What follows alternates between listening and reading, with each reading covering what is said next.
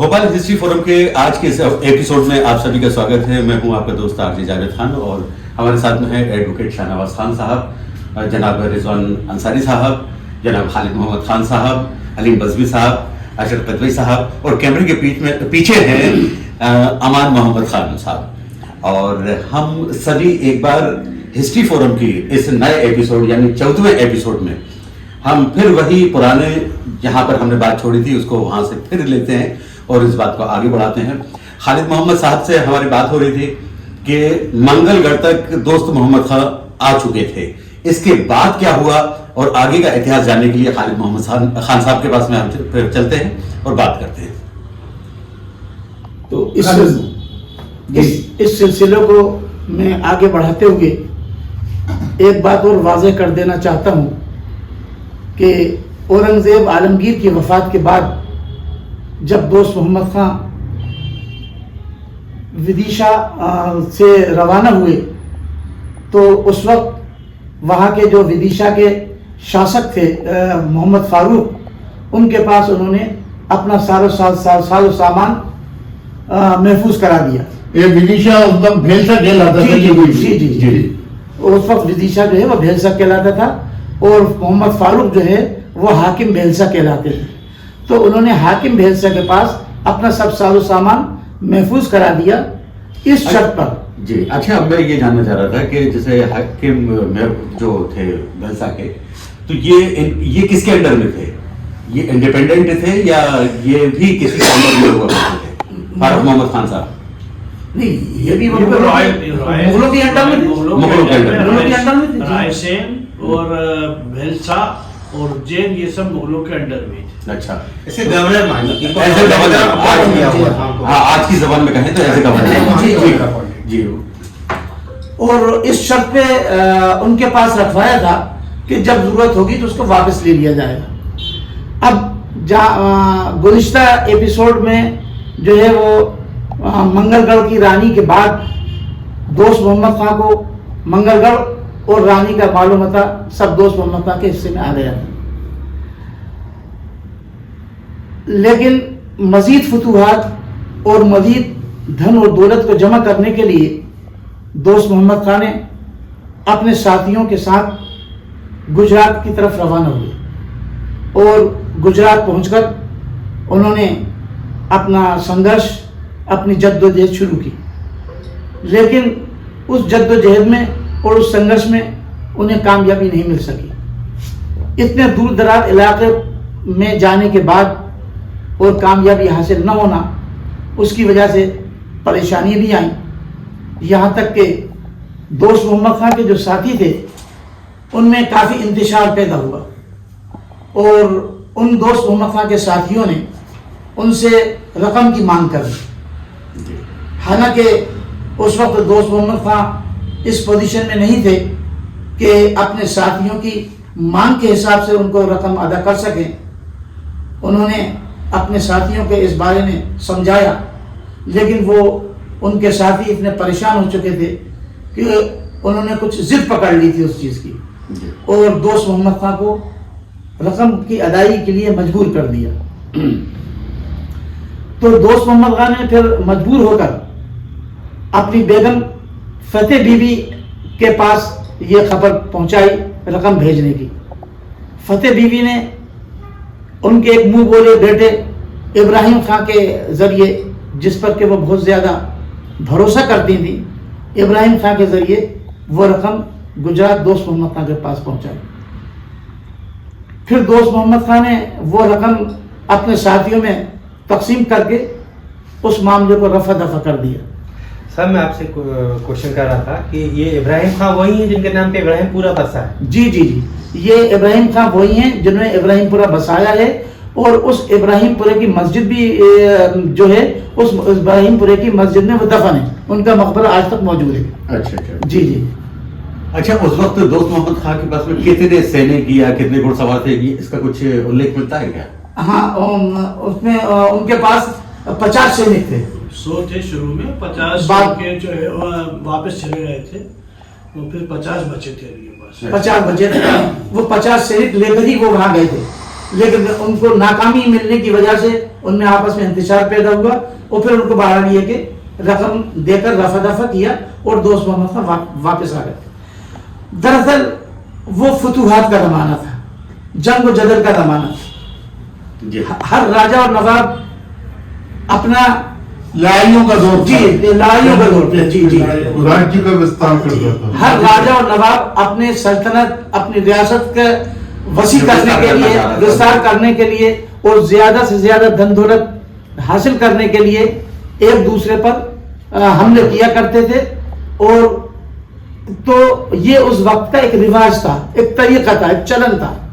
تو دوست محمد خان کے ذریعے بھی جنگیں لڑ کر اپنے ایریا کو وسیع کرنے کے لیے یا زیادہ سے زیادہ دھن دولت جمع کرنے کے لیے اگر کوششیں کی گئی ہیں تو وہ کوئی معیوب بات نہیں تھی, انوکھی بات نہیں تھی, بلکہ اس وقت کا یہ چلن ہی تھا.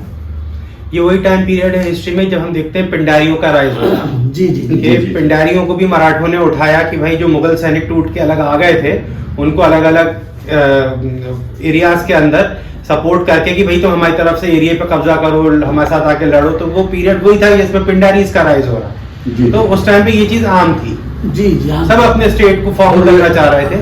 بہت ساری اسٹیٹس ہم دیکھتے ہیں کہ اس ٹائم پیریڈ کے اندر ہی فاؤنڈ ہوئی, پرانی ریاستیں جو تھی وہ ختم ہوئی اور نئی بڑھتی چلی. ایک دور تھا کہ اس کے پاس جتنی زمین اتنا پاورفل مانا جاتا تھا. جی جی تو اس دور میں جو بھی راجا ہوتا تھا یا نواب ہوتا تھا یا جو بھی اپنی حکومت کو زیادہ بڑھانا چاہتا تھا وہ زمین کا وستار کرتا تھا, زیادہ سے زیادہ زمین کو اپنے پاس لانا چاہتا تھا.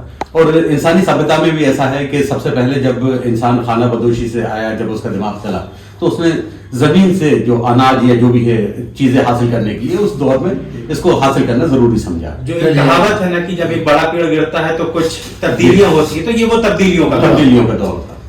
اصل میں جو جتنا جس کے پاس جتنی بڑی سلطنت تھی, جس کے پاس جتنا زیادہ دھن تھا, کس طریقے سے آیا وہ تو میں نے بتایا ہی. وہ اتنا ہی بڑا معزز, اتنا ہی بڑا جو ہے وہ مانا جاتا تھا. جی جی شاہ تک مانا جاتا تھا. اگر ادھر ان کے اورنگزیب عالمگیر کے ختم ہونے کے بعد مغلیہ سلطنت کمزور پڑتی جا رہی تھی اور اس کی وجہ سے کئی ریاستوں کے راجہ, قلعے دار, زمیندار اور صوبے دار وغیرہ یہ بے لگام ہوتے چلے جا رہے تھے اور یہ کسی کی ماتحتی قبول کرنا نہیں چاہتے تھے, آزادی چاہتے تھے. تو ملک میں کافی افراتفری پھیل رہی تھی. اچھا, اسی بیچ میں مراٹھے جو ہے وہ اپنی طاقت مضبوط کرتے جا رہے تھے اور مغل بھی اپنی گرتی ہوئی ساکھ اور گرتی ہوئی پکڑ کو مضبوط کرنے کے لیے وہ بھی کوشش کر رہے تھے. چونکہ سارے ملک میں افراتفری چل رہی تھی تو یہی افراتفری کا عالم بے رسیہ میں بھی تھا. اور تو اس افراتفری کے بچانے کے لیے وہاں کے جو ذمہ داران تھے, جیسے قاضی محمد صالح صاحب, جیسے صفدر رائے, جیسے ایک وہ تھے قانون گو, ان لوگوں نے دوست محمد خان کو مشورہ دیا کہ آپ بے رسیہ مستاجری میں لے لیں. اس وقت جو ہے مستاجری کو عام لفظ میں کیا کہیں گے؟ مستاجری سے مطلب یہ ہے کہ آپ جو ہے اکٹھا جو ٹائم طے ہو جائے اس ٹائم پیریڈ کے لیے ایک اکٹھا رقم ادا کر دیں اور باقی آپ اس پیریڈ میں آپ سے جتنی چاہے کمائی کریں. اچھا, ٹھیکیداری. ہاں جی, ٹھیکے پہ لے لیں, رینٹ پہ یا ٹھیکے پہ. تو یہ تاج محمد خان کے زیر نگرانی تھا اس وقت بے رسیہ.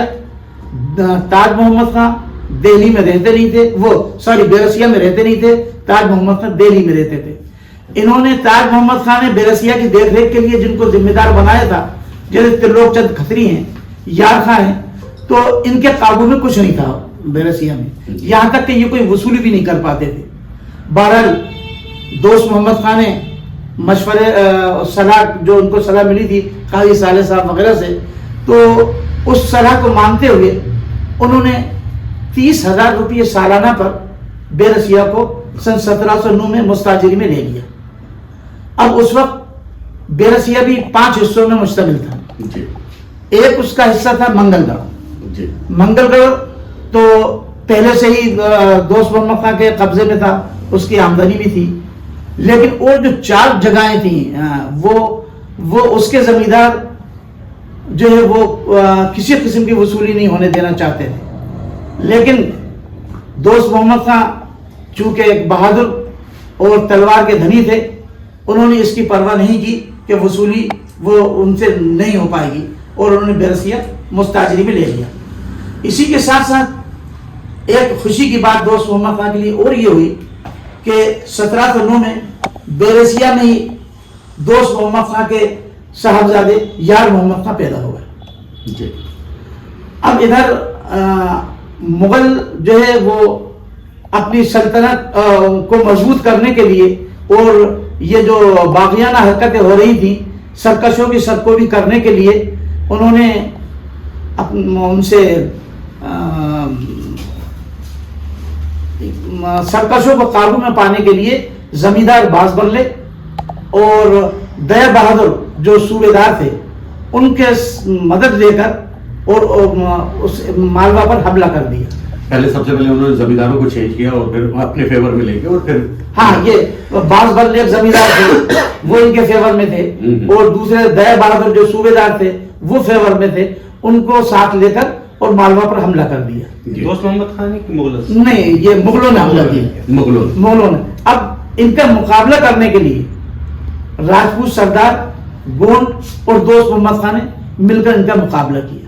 اچھا, دوست محمد خان اب مغلوں کے خلاف لڑنا شروع کر دیا انہوں نے. جی. اب یہ گونڈ میں جو نظام شاہ گونڈ تھے یہ ضعیفی کی وجہ سے اس میں شریک نہیں ہو سکے, بلکہ ان کے لڑکے نول شاہ نے اس میں شرکت کی. اور چونکہ دوست محمد خان کے مالوا میں ہی وہ حملہ ہوا تھا اس لیے دوست محمد خان بھی ان کے ساتھ شریک ہوئے اور برابر سے دوست محمد خان نے جدوجہد کی اور لڑے. آج کے ایپیسوڈ کو یہیں ورام دیتے ہیں. تو دوستوں یہیں اس ایپیسوڈ کو ختم کرتے ہیں. اگلے ایپیسوڈ میں پھر آپ سے ملاقات ہوگی. جے ہند.